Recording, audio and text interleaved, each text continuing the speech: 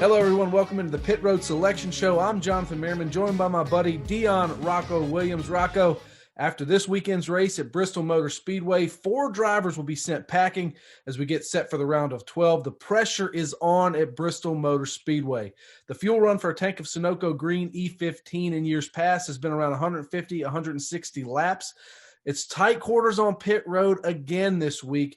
We saw how that played out with Chase Elliott last weekend at Richmond with the contact between the 42 and his jack issues after backing up there on pit road. So how critical will clean pit stops be this weekend at Bristol? Those laps turn off a lot quicker, Rocco. So these guys facing elimination, they're under pressure this weekend at the last great Coliseum.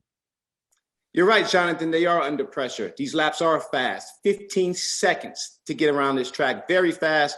Pit road speed is very slow. 30 miles per hour. No mistakes. Very tight on pit road. The hair will be raised on every pit crew member back running around these cars this weekend. Human Frogger is in play because these guys will need to get around these cars. They have tight quarters to do that in.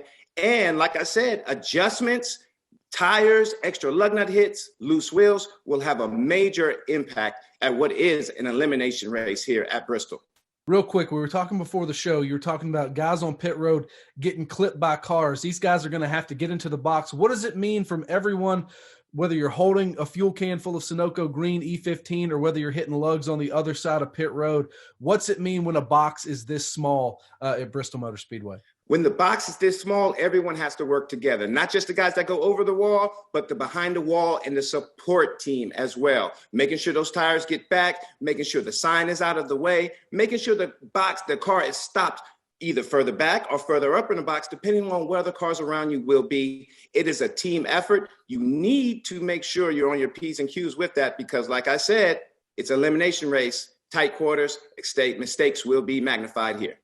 All right, remember that Sunoco Green E15 contains the same detergent package as the Sunoco Ultratech fuel you can get from the pump, so you can fuel your best. Sunoco, it is the official fuel of NASCAR. Rocco, before we get to the Busch Pole winner, Martin Truex Jr.'s pick, I know you had a couple notes you wanted to dive into before we see where the field fills out on pit road. Yes, it takes a full team and no mistakes. Also, you have to put your driver in the best position to be successful. Play to his strengths in getting on and off pit road. There are 4 prime boxes on pit road. It is a very short track. The corners should go first. That is box number 1. We all know the first box is going to go. Then 23, 42, and 20. Those are on the corners. I want to see where they go. And I want to see if Joey Logano picks his favorite box. It seems like he's bypassing the corners and those desired boxes to get his baby at box number 18, which he's picked there over the past 2 races at Bristol. All right, let's head out to Kip Childers now to see where the field will fill out at Bristol. So let's jump right into pit selections for the Saturday night's race at Bristol. And let's start with car number 19. Hey, Kip. Still 1, please. All right, 19 is in 1.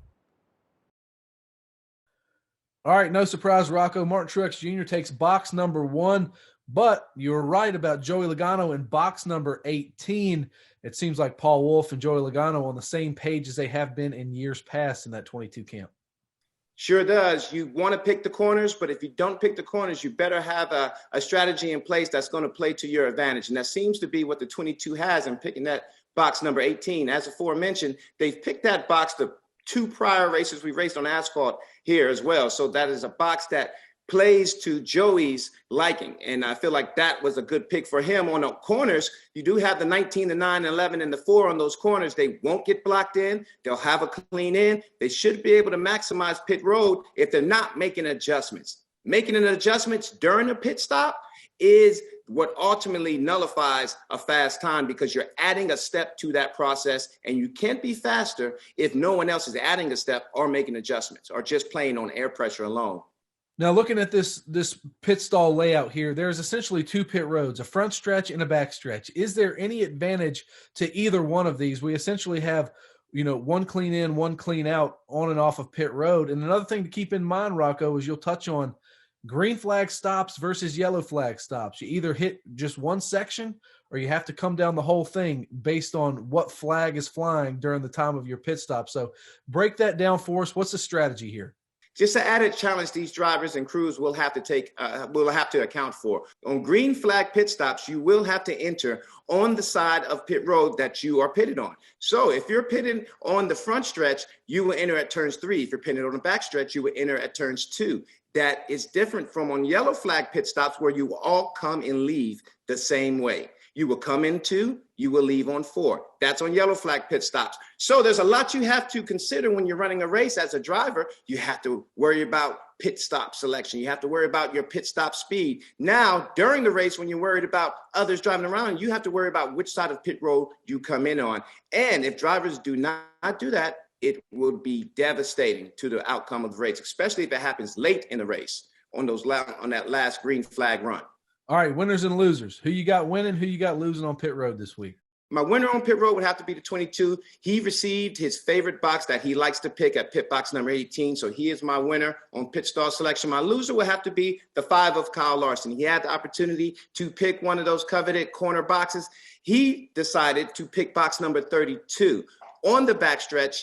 Really don't know his reasoning behind that, besides the fact that maybe that is a spot that he is comfortable in. I hope he can maximize on that theory and doesn't make his day longer than it has to be. All right, I'll just say my winner is going to be Martin Truex Jr. because he won the last race. He gets the first pick. My loser will be everybody else, including the spotters. This place is extremely disorienting. If you've ever walked out on the racetrack, I cannot imagine racing at 100 and whatever miles an hour these guys are going to. They're going to have to be on their game to get on and off pit road. I do not envy any of these guys, Rocko. Understandably so, but the cream rises to the top. The ballers are going to ball, and the ones who aren't. And you will see somebody getting eliminated after this race. All righty. Well, elimination Saturday night, September 18th at 7:30 p.m. on NBCSN. It is the Bristol night race. You won't want to miss it.